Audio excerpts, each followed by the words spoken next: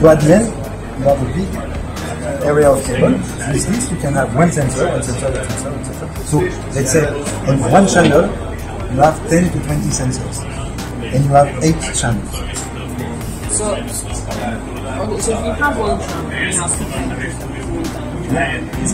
how can you tell like which one is appropriate? I mean, if you know the total, then you know the total thing. How do you know whether it's 50 or whether it's 50?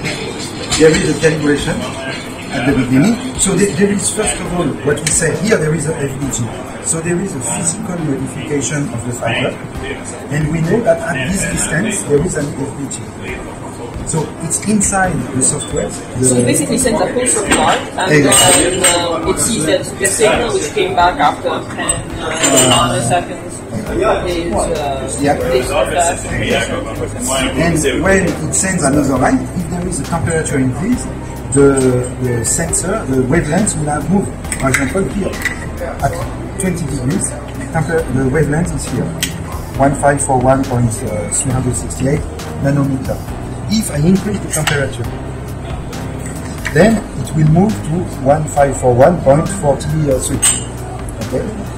And then the interrogator will find of the light, and when they will get the response, here there is 5 degrees of fluence because it takes more time to receive.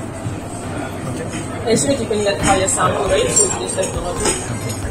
Because we are doing monitoring of the big structure, so temperature or strain is going very slow. So you simply don't need like 50 megasamples? No, for some application in aerospace industry, when they want to measure burst of temperature during the launch of the rocket, sometimes there is a very fast temperature modification. In that case, they need high frequency. But there is few applications where frequencies.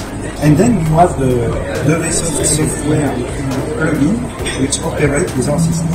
So you use OpenDAF also? We are open to OpenDAF.